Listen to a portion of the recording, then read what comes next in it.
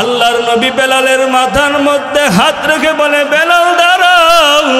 বেলাল রাদিয়াল্লাহু তাআলা আনহুকে আল্লাহর নবী গলার সাথে জড়িয়ে ধরে বলে, ও বেলাল শুনে নাও, আল্লাহ তাআলা তোমার ঈমান, তোমার আমলকে এত ভালোবাসেন।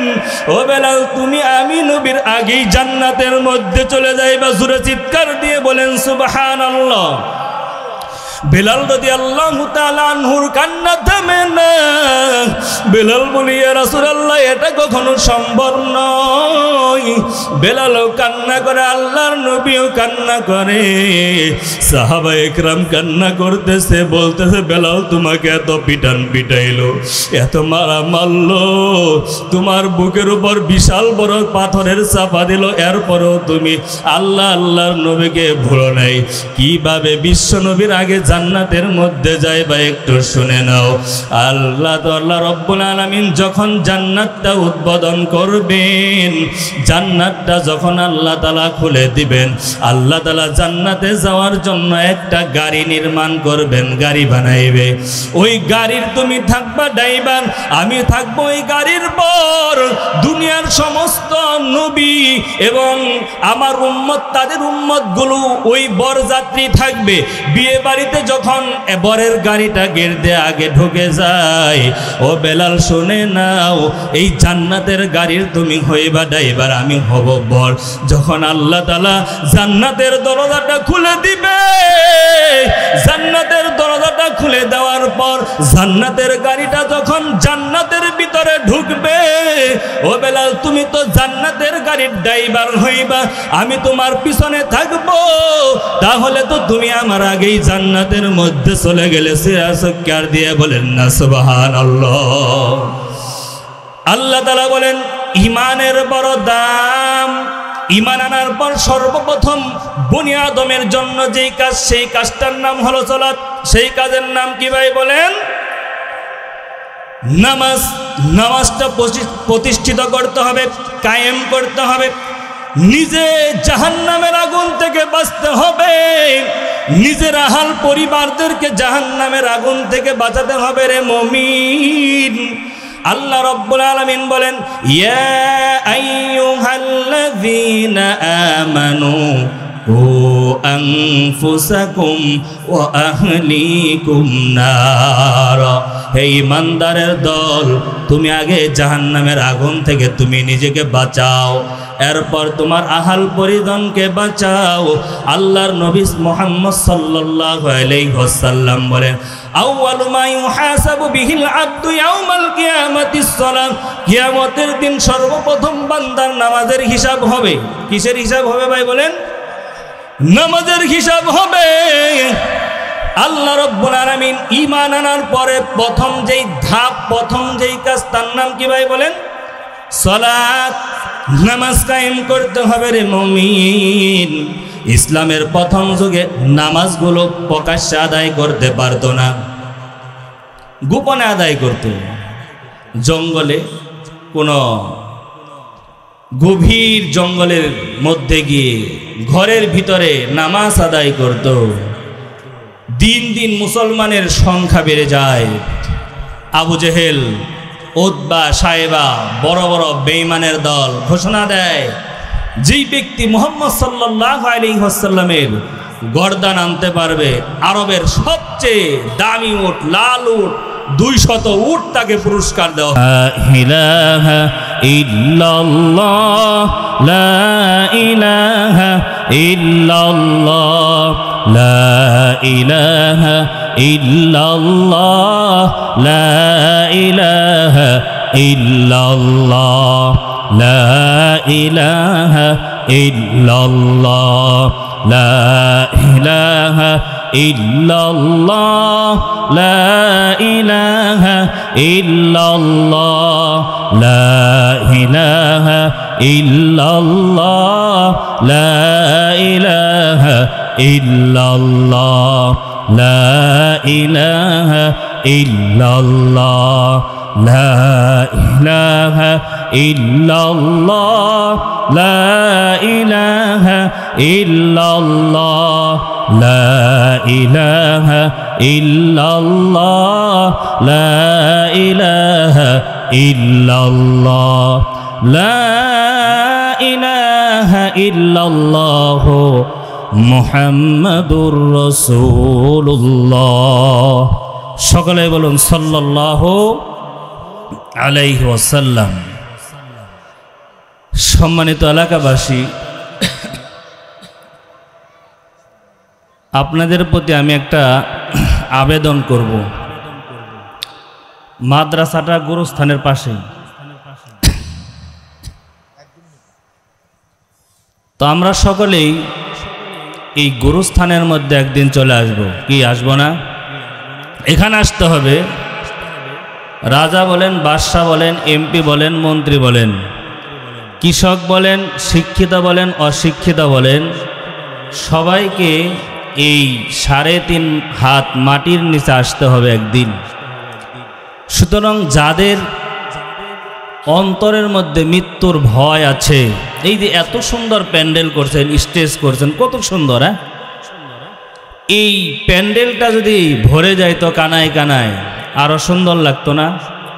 আরো সুন্দর লাগতো।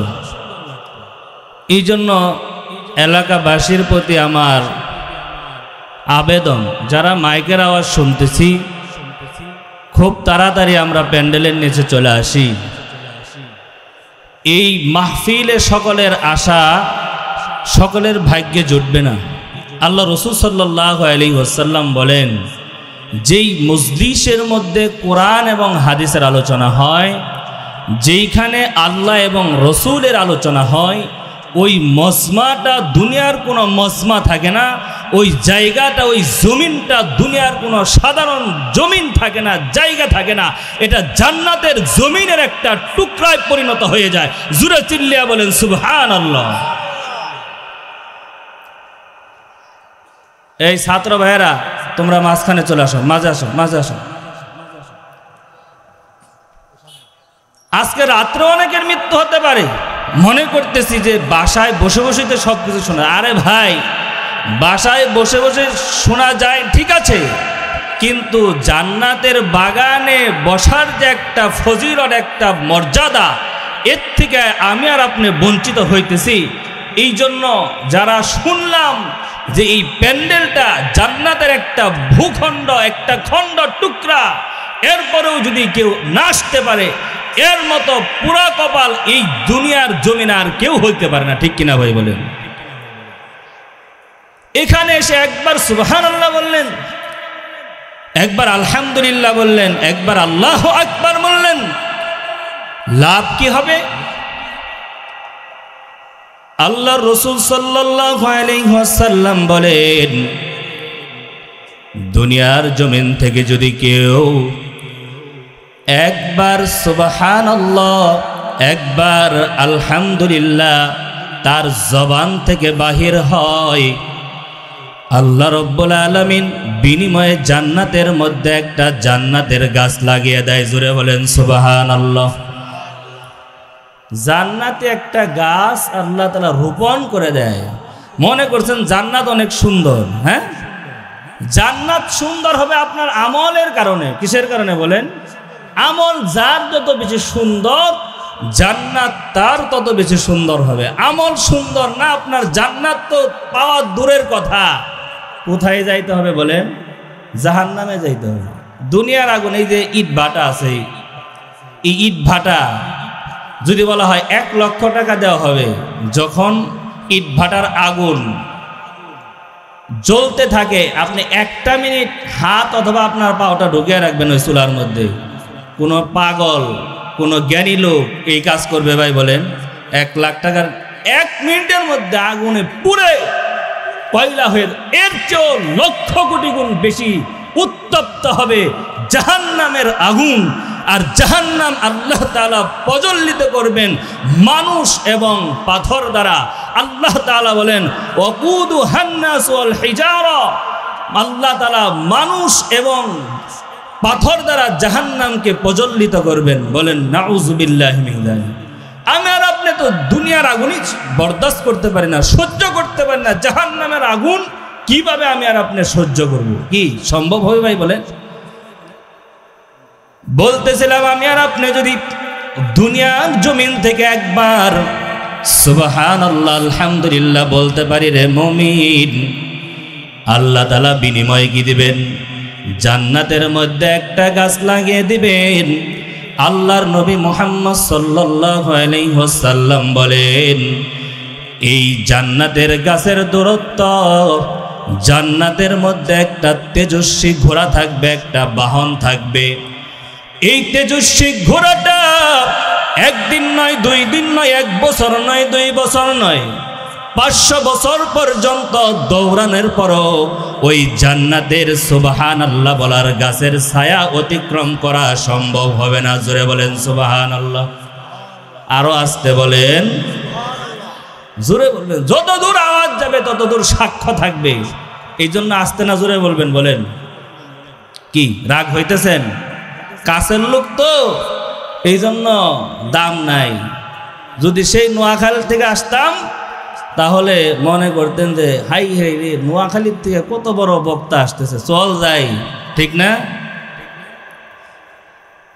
আল্লাহ নবী মুহাম্মদ সাল্লাল্লাহু আলাইহি ওয়াসাল্লাম বলেন, দুনিয়ার জমিনে যদি কেউ আলহামদুলিল্লাহ বলে, আল্লাহু আকবার বলে, প্রত্যেকটা শব্দের বিনিময়ে, প্রত্যেকটা অক্ষরের বিনিময়ে আল্লাহ রাব্বুল আলামিন 10 করে নেকি আমলনামার মধ্যে লিখে দেয়।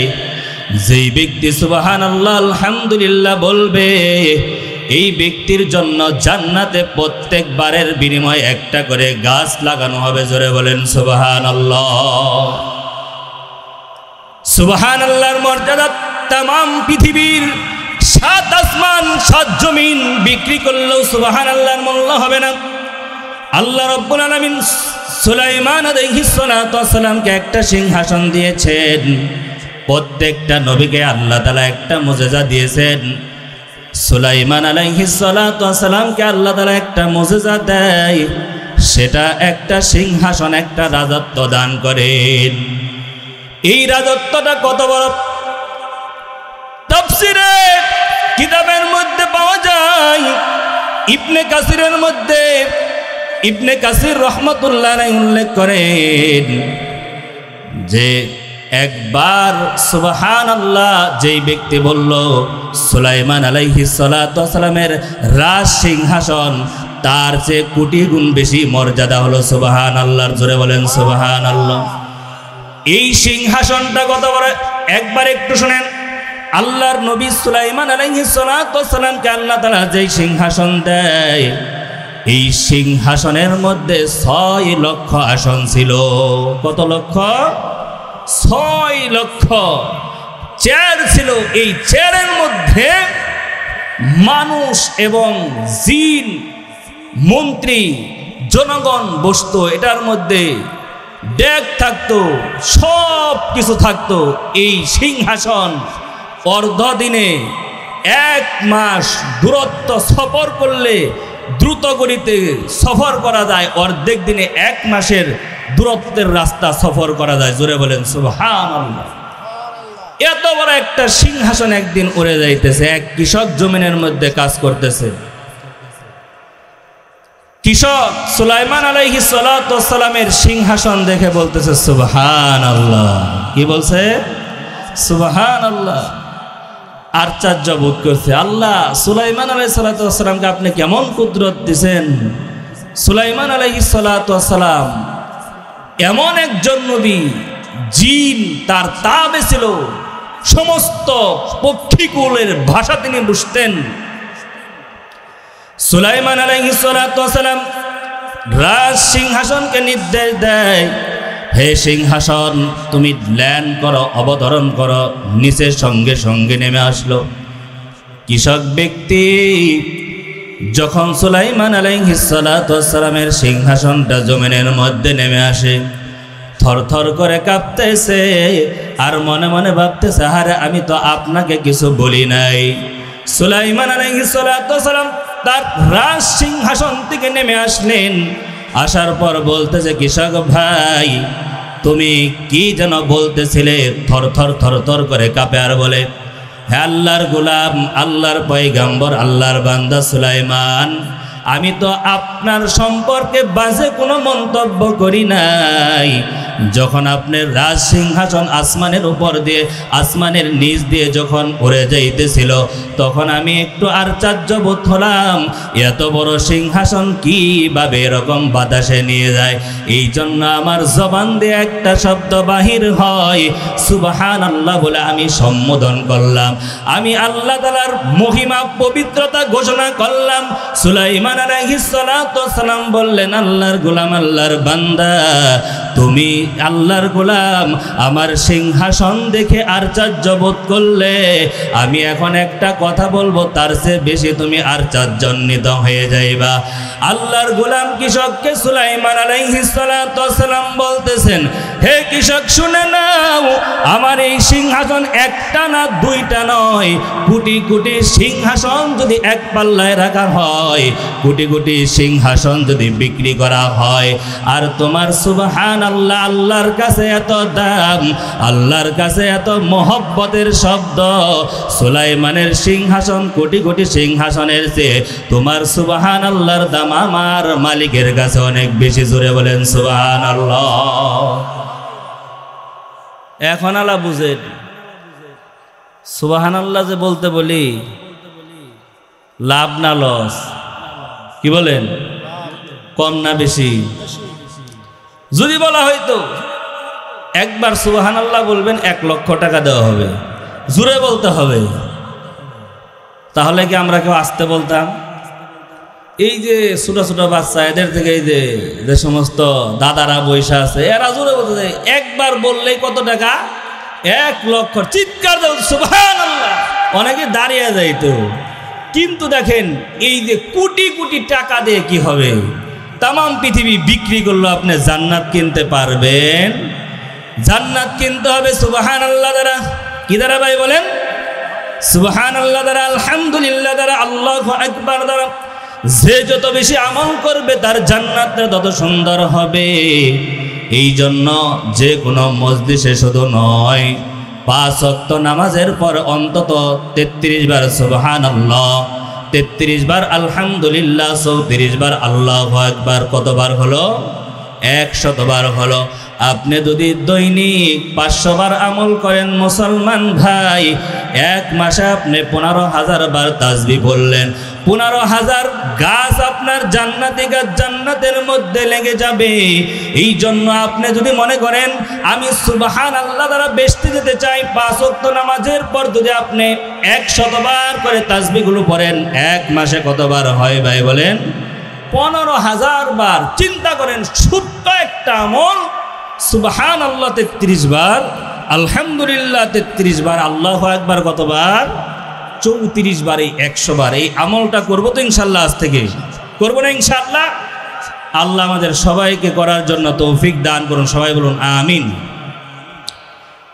তো আমি খুতবার শুরুতে 2টা আয়াত কারিমা তেলাওয়াত করেছি, একটা সূরা বাকারাত থেকে, আর একটা আয়াতের অংশ সূরা তাওবা থেকে।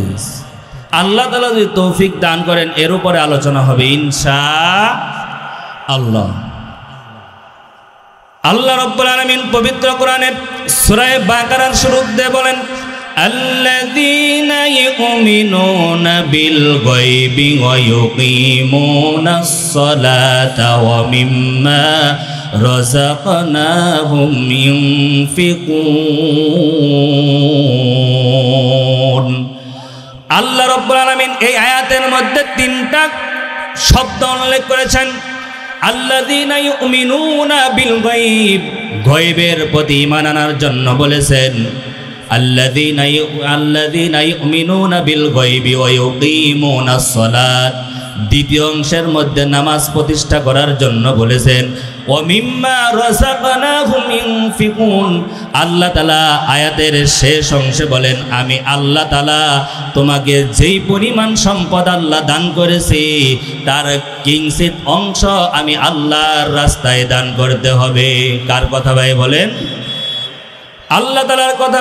সূরা তাওবার মধ্যে আল্লাহ তাআলা বলেন, ইন্নাল্লাহা আশতারা মিনাল মুমিনিনা আনফুসাহুম ওয়া আমওয়ালাহুম বিআন্না লাহুমুল জান্নাহ। জোরে বলেন সুবহানাল্লাহ। আল্লাহ তাআলা বলেন, হে দুনিয়ার মানুষ, আমি আল্লাহ রব্বুল আলামিন দুইটা জিনিসের বিনিময়ে তোমাদের কাছ থেকে জান্নাতটা বিক্রি করে দেব। কয়টা জিনিস ভাই বলেন? আমি আর আপনি যদি আল্লাহ তাআলাকে দুইটা জিনিস দেই, বিনিময়ে আপনার আমার মালিক আল্লাহ তাআলা একটা জিনিস আমাকে দিবেন, সেটার নাম কি ভাই বলেন? জান্নাত। আল্লাহ তাআলা বলেন, ইন্নাল্লাহা আশতারা মিনাল মুমিনিনা আনফুসাহুম ওয়া আমওয়ালাহুম বিআন্না লাহুমুল জান্নাহ।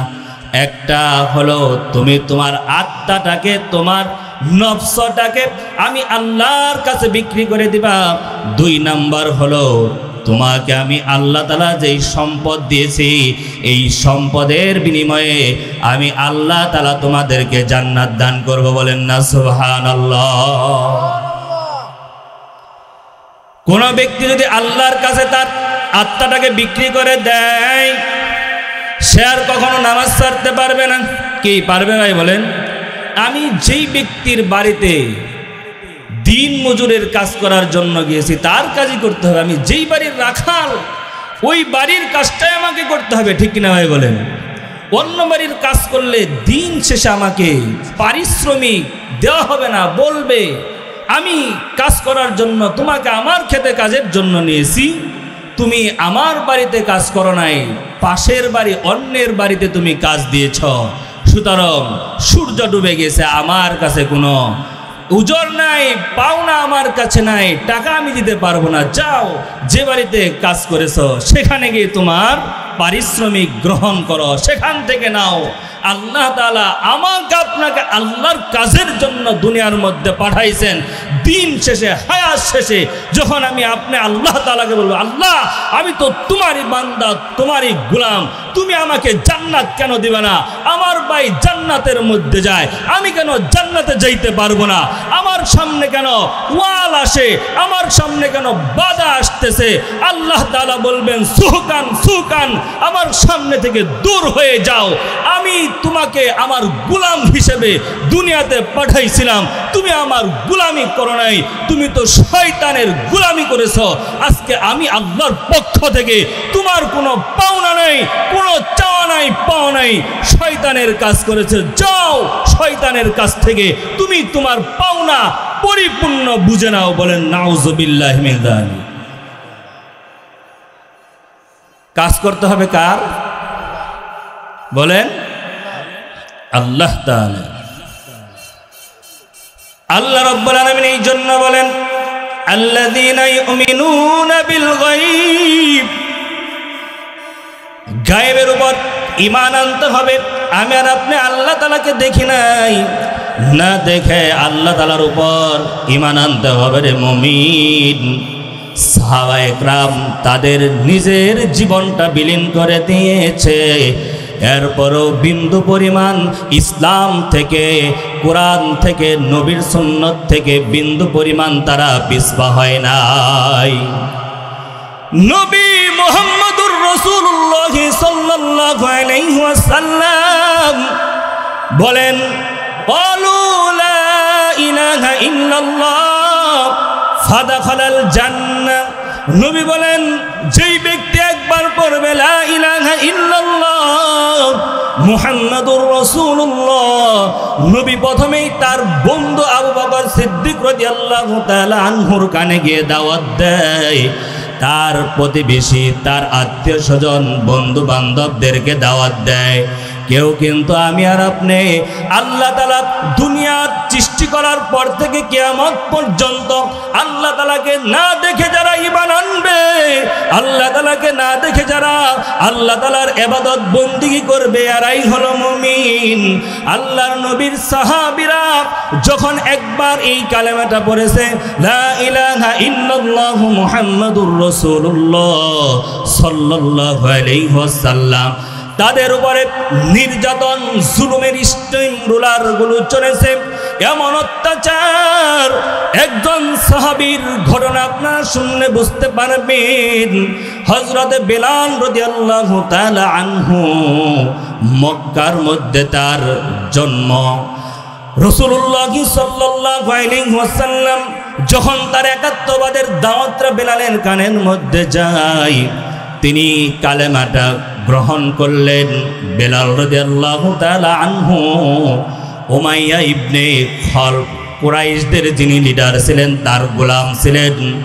বেলাল প্রকাশ্যে ঘোষণা দিলেন, লা ইলাহা ইল্লাল্লাহু মুহাম্মাদুর রাসূলুল্লাহ, আমি আর লাত উজ্জার পূজা করতে চাই না, গাছকে আর পূজা করতে চাই না, সূর্যকে আর পূজা করতে চাই না, চাঁদকে আর পূজা করতে চাই না, এই যে মূর্তিগুলো এগুলার সামনে আর মাথা আমি নত করতে চাই না। আমি তো একমাত্র যিনি আমাকে সৃষ্টি করেছেন, যিনি আমার মালিক, ওই আল্লাহ তাআলাকে ছাড়া আমি আর অন্য কেউকে মানব না। আমার আল্লাহ তাআলা দুনিয়াতে নবী প্রেরণ করেছেন, নাম তার মুহাম্মদ। মুহাম্মদ সাল্লাল্লাহু আলাইহি ওয়াসাল্লাম যেইটা বলবে আমি তো সেটাই করব। উমাইয়া ইবনে খলফ বলতেছে, বেলাল সাবধান হয়ে যাও, তুমি যদি মুহাম্মদ সাল্লাল্লাহু আলাইহি ওয়াসাল্লামের কালেমাটা ছেড়ে না দাও, তোমার উপর অত্যাচার শুরু হয়ে যাবে। বেলাল বলল, না, আমি যেই নবী মুহাম্মাদের উপর একবার হাত রেখে একাত্মবাদের সাক্ষ্য দিলাম, এই কালেমা আমি কখনো ছাড়ব না। আমার জীবনটা যদি বাহির হয়ে যায় এরপরেও আমি ছাড়ব না। বেলালের উপরে এমন অত্যাচার শুরু হয়, লোহার শিকল দিয়ে উমাইয়া ইবনে খলফ বেলাল রাদিয়াল্লাহু তাআলা আনহুকে হাত পা বেঁধে এমন ভাবে পিটায়, অত্যাচার করে, শিকল দিয়ে বাড়ি দেয়। পিঠের চামড়াগুলো যখন টাস টাস করে ফেটে যায়, পিঠ থেকে রক্ত বাহির হয়। উমাইয়া ইবনে খলফ এরকম ভাবে মারতে মারতে যখন অস্থির হয়ে যায়, তখন নিষ্ঠুর আবু জেহেল বলে, হে উমাইয়া ইবনে খলফ, তুমি শিকলটা আমার হাতের মধ্যে দাও। একবার আবু জেহেল পিটায়, আবার উমাইয়া ইবনে খলফ পিটায়। পিটাইতে পিটাইতে বেলাল বেহুশ হয়ে যায়। বেলালকে কানে কানে বলে উমাইয়া ইবনে খলফ, বেলাল এখনো সময় আছে, তুমি মুহাম্মদের কালেমাটা ছাড়বা কিনা বলো। বেলালের মুখ দিয়ে একটাই শব্দ বাহির হয়, আহাদ আহাদ। আমি যেই আল্লাহকে একবার মেনেছি, যেই আল্লাহকে একবার মনে প্রাণে বিশ্বাস করেছি, ওই আল্লাহকে আমি ভুলতে পারবো না। যেই নবীকে নবী বলে স্বীকার করেছে, ওই নবীকেও আমি ছাড়তে পারবো না। এবার আরবের মক্কার দুষ্ট ছেলেদেরকে ডাকা হয়, যা বেলালকে মরুভূমির উত্তপ্ত রোদের মধ্যে নিয়ে যা। সেখানে নিয়ে যাওয়ার পর উত্তপ্ত বালুর মধ্যে বেলাল রাদিয়াল্লাহু তাআলা আনহুকে চিৎ করে শুয়াইয়া দেয়। নিষ্ঠুর আরবের যুবকেরা বেলালের বুকের ভিতরে বিশাল বড় একটা পাথর চাপা দিয়ে দেয়। বেলাল দুম ছাড়তে পারে না, নিঃশ্বাস নিতে পারে না। বলে, আরবের যুবকরা, আমার বুক থেকে তোমরা পাথরটা নামাও। এরপরও পাথরটা নামানো হয় না। আবু জেহেল বলে, বেলাল এখনো সময় আছে, তুমি মুহাম্মদের একাত্মবাদের সাক্ষ্য ছেড়ে দাও। বেলালের মুখ দিয়ে একটা শব্দ বাহির হয়, আহাদ আহাদ। আমি তো আমার আল্লাহকে দেখি নাই, আমি তো জান্নাত জাহান্নাম দেখি নাই, আমি নবীর কাছে শুনেছি, নবীর কালেমা পড়েছি, আমি আল্লাহ তাআলাকে গ্রহণ করেছি, আমি আমার আল্লাহ তাআলাকে ছাড়তে পারবো না। এবার আর একজন যুবক পাথরের উপর উঠে দাঁড়ায়। বেলাল বলতেছে, যুবক, আমার দুমটা বাহির হয়ে যায়, তুমি আমার উপর থেকে পাথরটা নামাইয়া দাও। যুবক নামে না, পাথরটাও নামাই না। বেলাল শুধু চোখ দিয়ে পানি বাহির হয়, আকাশের দিকে তাকিয়ে শুধু একটা শব্দ উচ্চারণ করে, আহাদ আহাদ। আল্লাহ ছাড়া কোনো মাবুদ নাই, আল্লাহ ছাড়া কোনো মালিক নাই। নবী মুহাম্মদ সাল্লাল্লাহু আলাইহি ওয়াসাল্লাম আমার নবী, তিনি আল্লাহর প্রেরিত পয়গম্বর। বেলালকে এরকম বেদরক মারতে মারতে বেলাল বেহুশ হয়ে যায়। আল্লাহর নবীর সাহাবী আবু বকর রাদিয়াল্লাহু তাআলা আনহু তাকে ক্রয় করে আজাদ করে দেয়। আল্লাহর নবী বেলাল রাদিয়াল্লাহু তাআলা আনহুকে জিজ্ঞেস করো, বেলাল তুমি কিসের প্রেমে পড়লা, তুমি কিসের মায়ায় পড়লা, তোমাকে এত মারলো, এত পিটাইলো, অত্যাচার করলো, তুমি এরপরও কেন তুমি দিন ধর্ম ছাড়লা না, ইসলাম ত্যাগ করলা না, কিসে তোমাকে মায়া লাগাইলো? বেলাল বলতেছে, ইয়া রাসূলুল্লাহ সাল্লাল্লাহু আলাইহি ওয়াসাল্লাম, আমি তো এমন এক মাওলার প্রেমে পড়েছি, ডাইনে তাকায় আমি আমার আল্লাহকে দেখতে পাই, বামে তাকায় আমি আমার মাবুদ মালিক আল্লাহকে দেখতে পাই, সামনে পিছনে যেদিকে তাকাই শুধু মাওলার ভালোবাসা আর আপনার ভালোবাসা দেখতে পাই। এই জন্য আমাকে মারে না কি করে আমি বেলাল বুঝতে পারি না, যত পিটাই তত মজা লাগে, আর আমার মুখ দিয়ে বাহির হয় আহাদ আহাদ, আল্লাহ ছাড়া কোনো মাবুদ নাই। জোরে চিল্লিয়া বলেন না সুবহানাল্লাহ। আল্লাযীনা ইউমিনুনা বিল গায়ব ওয়া ইউকিমুনাস সালাতা ওয়া মিম্মা রাযাকনাহুম ইউনফিকুন। আল্লাহ তাআলা বলেন, তোমরা গায়েবের প্রতি ঈমান আনো, আল্লাহকে দেখতে হবে এমনটা শর্ত নয়। দুনিয়ার প্রত্যেকটা মানুষ না দেখেই ঈমান এনেছে কার উপর? ভাই বলেন, কার উপর বলেন? আল্লাহ তাআলার উপর। বেলাল যখন শান্ত হয়ে যায়, বেলালকে আল্লাহ রাসূল সাল্লাল্লাহু আলাইহি ওয়াসাল্লাম বলেন, বেলাল তুমি যেহেতু পড়েছ লা ইলাহা ইল্লাল্লাহ মুহাম্মাদুর রাসূলুল্লাহ, আমি জান্নাতের গ্যারান্টি দিয়ে দিলাম, আল্লাহ তাআলা তোমাকে জান্নাত দিয়ে দিবেন। জোরে বলেন না সুবহানাল্লাহ। আমি তোমাকে জান্নাতের সনদ দিলাম। বেলাল এবার একটু পাগলামি শুরু করে দিলেন। আল্লাহর নবী মুহাম্মদ সাল্লাল্লাহু আলাইহি ওয়াসাল্লামকে বলতেছেন, ইয়া রাসূলুল্লাহ সাল্লাল্লাহু আলাইহি ওয়াসাল্লাম, আপনি বলেন আল্লাহ তাআলা লা ইলাহা ইল্লাল্লাহর বিনিময়ে জান্নাত দান করবেন। এখন আমার প্রশ্ন হলো, আমি বেলাল, আল্লাহ তাআলা কি আদম নবীর আগে আমাকে জান্নাত দান করবেন? জোরে বলেন না সুবহানাল্লাহ।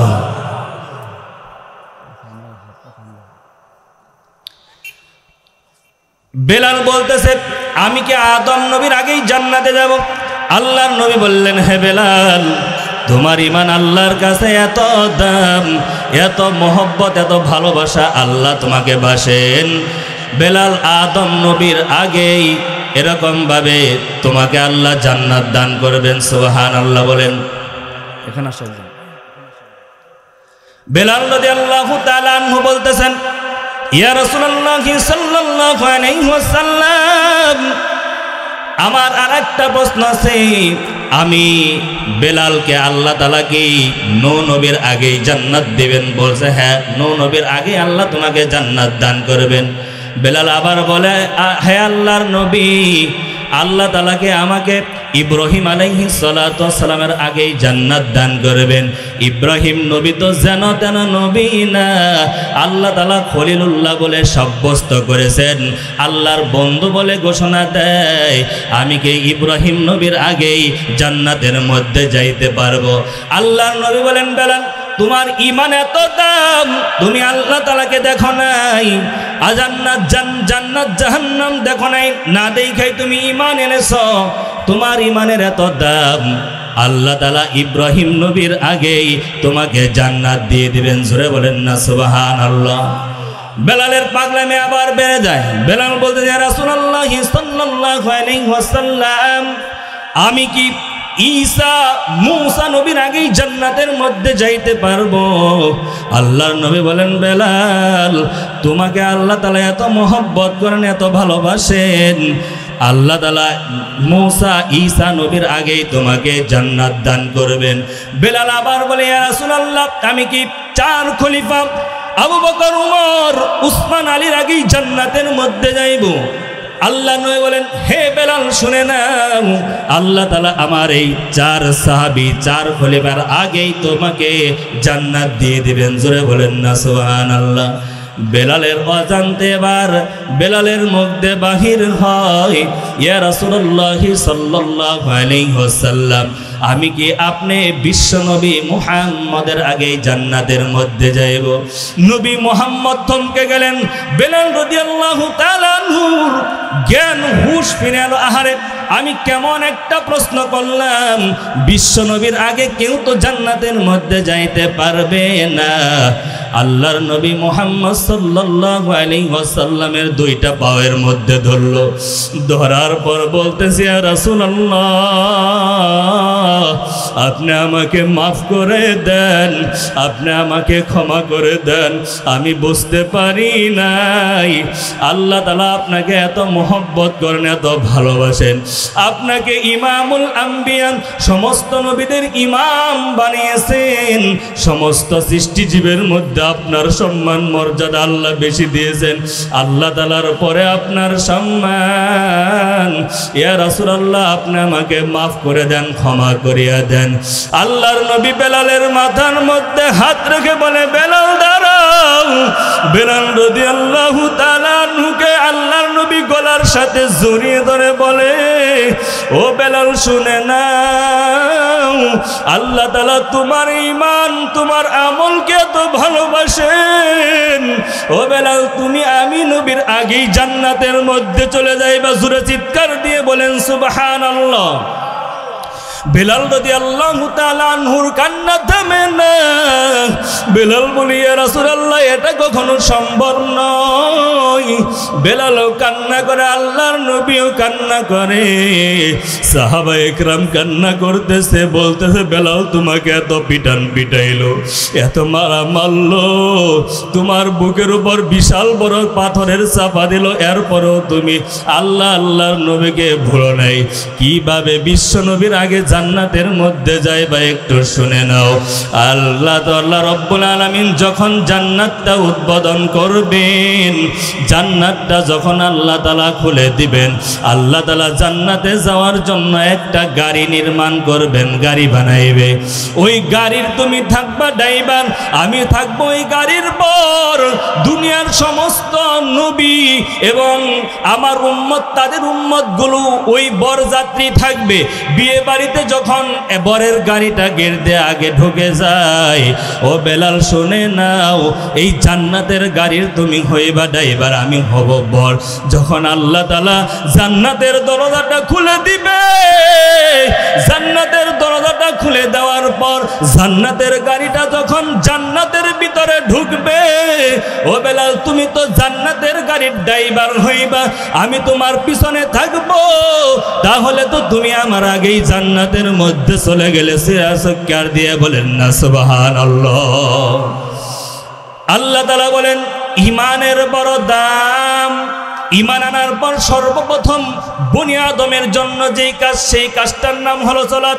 সেই কাজের নাম কি ভাই বলেন? নামাজ। নামাজটা প্রতিষ্ঠিত করতে হবে, কায়েম করতে হবে। নিজে জাহান্নামের আগুন থেকে বাঁচতে হবে, নিজের আহাল পরিবারদেরকে জাহান্নামের আগুন থেকে বাঁচাতে হবে রে মুমিন। আল্লাহ রাব্বুল আলামিন বলেন, ইয়া আইয়ুহাল্লাযীনা আমানু ও আনফুসাকুম ওয়া আহলিকুম নার। হে ঈমানদারের দল, তুমি আগে জাহান্নামের আগুন থেকে তুমি নিজেকে বাঁচাও, এরপর তোমার আহাল পরিজনকে বাঁচাও। আল্লাহর নবী মুহাম্মদ সাল্লাল্লাহু আলাইহি ওয়াসাল্লাম বলেন, আউয়ালু মা ইউহাসাবু বিহিল আবদু ইয়াউমাল কিয়ামাতিস সালাত। কিয়ামতের দিন সর্বপ্রথম বান্দার নামাজের হিসাব হবে। কিসের হিসাব হবে ভাই বলেন? নামাজের হিসাব হবে। আল্লাহ রাব্বুল আলামিন ঈমান আনার পরে প্রথম যেই ধাপ, প্রথম যেই কাজ, তার নাম কি ভাই বলেন? সালাত। নামাজ কায়েম করতে হবে রে মুমিন। ইসলামের প্রথম যুগে নামাজগুলো প্রকাশ্যে আদায় করতে পারতো না, গোপনে আদায় করত। জঙ্গলে, কোনো গভীর জঙ্গলের মধ্যে গিয়ে ঘরের ভিতরে নামাজ আদায় করত। দিন দিন মুসলমানের সংখ্যা বেড়ে যায়। আবু জেহেল উতবা সাইবা বড় বড় বেঈমানের দল ঘোষণা দেয়, যেই ব্যক্তি মুহাম্মদ সাল্লাল্লাহু আলাইহি ওয়াসাল্লামের গর্দান আনতে পারবে, আরবের সবচেয়ে দামি উট, লাল উট 200 উট তাকে পুরস্কার দেওয়া হবে। বলেন নাউযুবিল্লাহি মিন যালিক। কেউ সাহস পেল না। খাত্তাবের ছেলে ওমর তখনও মুসলমান হয় নাই। তিনি তার নাঙ্গা তলোয়ারটা হাতে নিলেন, নিয়ে মুহাম্মদ সাল্লাল্লাহু আলাইহি ওয়াসাল্লামের গর্দান আনার জন্য যাইতেছেন। ধাও ধাও করে যাইতেছেন, সিংহের মতো গর্জন তর্জন দিয়ে যাইতেছেন। পথের মধ্যে সাহাবীর সাথে কোথায় যাও? মুহাম্মদ সাল্লাল্লাহু আলাইহি ওয়াসাল্লাম সে নাকি আমাদের লাতুজ্জা, আমাদের দেবতা নিয়ে কটূক্তি করে, অপমানিত করে, তার গর্দান আনার জন্য যাইতেছি। বলতেছে তুমি আগে তোমার ঘরের খবর নাও। তোমার বোন ফাতেমা, তোমার ভগ্নিপতি সাঈদ ইবনে যায়েদ রাদিয়াল্লাহু তাআলা আনহু মুসলমান হয়ে গেছে, যাও তোমার ঘরের খবর নাও। ঘরের মধ্যে চলে আসলেন। আসার পরে দেখে বিড়বিড় বিড়বিড় কি যেন শব্দ হয়, কোরআনের আওয়াজ ওমরের ঘরের মধ্যে চালু হয়ে গেছে। জোরে বলেন সুবহানাল্লাহ। চালু হয়ে গেছে। বলতেছে ফাতেমা, কিসের আওয়াজ শুনতেছিলাম? কি যেন লুকাইলি? কথা বলতেছে না, আঘাত করতেছেন তলোয়ারের বাট দিয়ে, গোড়া দিয়ে আঘাত করতে করতে বোনের মাথা ফেটে গেল। বোন জামাইকে চাবুক মারতে মারতে শরীর থেকে রক্ত ঝরতেছে, বেহুশ হয়ে জমিনের মধ্যে পড়ে যায়। বোন মাথা ফেটে, কপাল ফেটে, রক্তাক্ত হয়ে চোখ মুখ বেয়ে যখন জমিনের মধ্যে পড়তেছিল, খাত্তাবের কন্যা ফাতেমা বলতেছে, ভাই তোমার শরীরে যে খাত্তাবের রক্ত, আমি ফাতেমার শরীরে একই খাত্তাবের রক্ত। তুমি যদি আমাকে তোমার তলোয়ার দ্বারা খণ্ড খণ্ড টুকরা টুকরা করে সাগরের মধ্যে ভাসিয়ে দাও, মুহাম্মদ সাল্লাল্লাহু আলাইহি ওয়াসাল্লামের হাতে হাত রেখে যেই কালেমা গ্রহণ করেছি, এটা আর ছাড়তে পারবো? বোনের কথায় মায়া লেগে গেল, অন্তরের মধ্যে ঈমানের ধাক্কা লেগে গেল। ওমর রাদিয়াল্লাহু তাআলা আনহু বলতেছেন, হে ফাতেমা, কি পড়তেছিলি? আমাকে একটু শোনা, আমাকে একটু দেখা। ফাতেমা বলতেছে, ভাই তুমি তো এখনো মুশরিক, এটা তুমি ধরতে পারবা না, স্পর্শ করতে পারবা না। আল্লাহ তাআলা আমাদের এমন একটা কিতাব দিয়েছেন যেটা ওযু ছাড়া ধরা যায়, তার নাম হলো কোরআনুল কারীম। তুমি আগে যাও, ওযু করো, গোসল করো, পবিত্রতা অর্জন করো, এর উপর তোমাকে দেওয়া হবে। ওযু করা হলো, গোসল করা হলো। ওমর রাদিয়াল্লাহু তাআলা আনহু বলতেছে, বোন আমাকে নবীর দরবারে নিয়ে চল। সাহাবা একরাম বলতেছিল,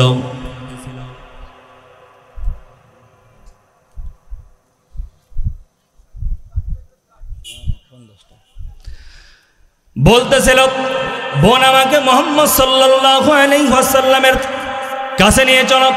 সাহাবা একরাম প্রস্তুতি গ্রহণ করলেন।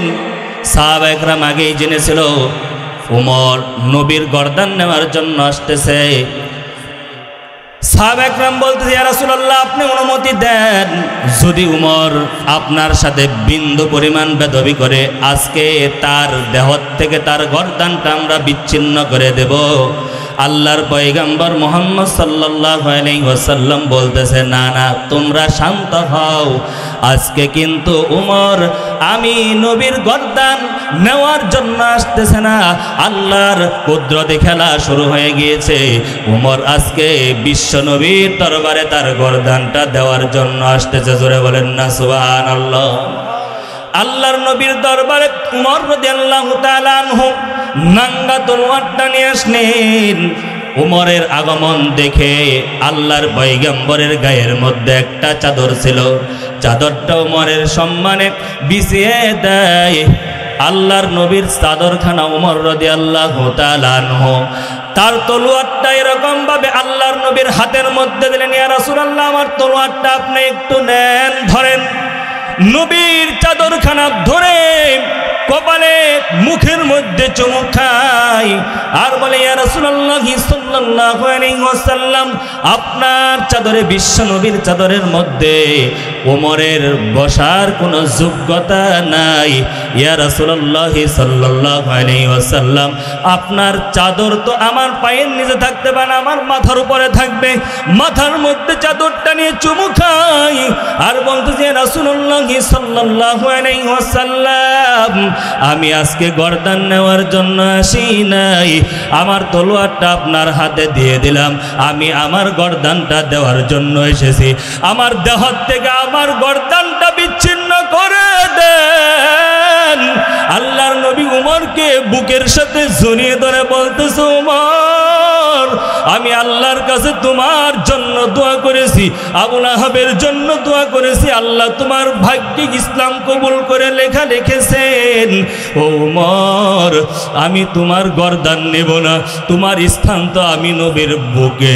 আল্লাহর নবীর হাতে হাত রেখে উমর রাদিয়াল্লাহু তাআলা আনহু বলতেছেন, আশহাদু আল্লা ইলাহা ইল্লাল্লাহু ওয়া আশহাদু আন্না মুহাম্মাদান আবদুহু ওয়া রাসূলুহু।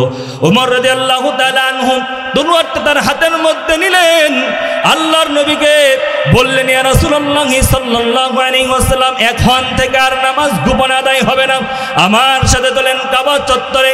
সিংহের মতো গর্জন দিয়ে উমর কাবা চত্বরের মধ্যে দাঁড়িয়ে বলতেছে, হে আরবের বেঈমানের দল, শুনে নাও, যেই উমরের তলোয়ার এতদিন ইসলামের বিপক্ষে চলেছে, ওই তলোয়ারটা আজ থেকে ইসলামের পক্ষে চলবে। জোরে বলেন না সুবহানাল্লাহ।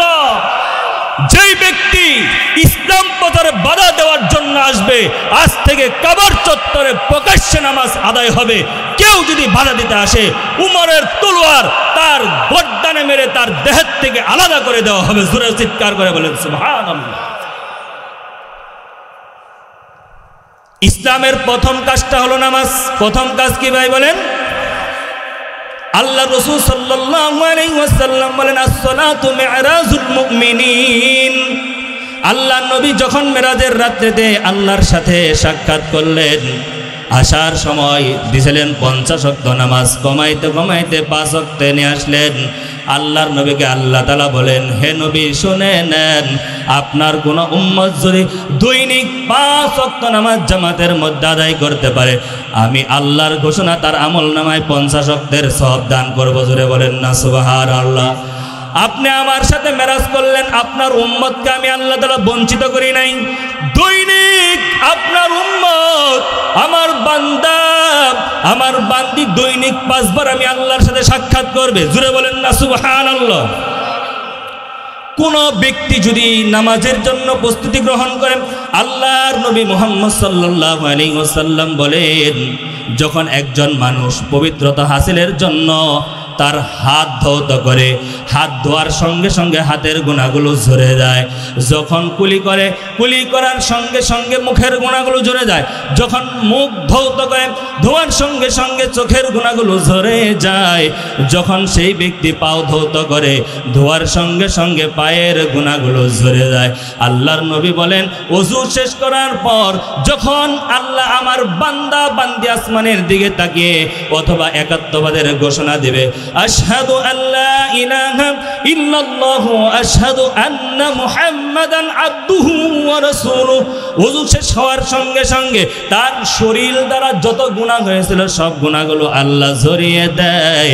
একাত্মবাদের সাক্ষ্য দেওয়ার সঙ্গে সঙ্গে জান্নাতের 8টা দরজা আল্লাহ উন্মুক্ত করে দেয়। জোরে বলেন সুবহানাল্লাহ। এই জন্য 5 ওয়াক্ত নামাজগুলো আমরা পড়ব তো ইনশাআল্লাহ। কে কে হাত তুলেন? আল্লাহু আকবার। আল্লাহ আমাদের তৌফিক দান করুন। হাতগুলো নামান। আল্লাহ রাব্বুল আলামিন আয়াতের 3য় অংশের মধ্যে বলেন, ওয়া মিম্মা রাযাকনাহুম ইউনফিকুন।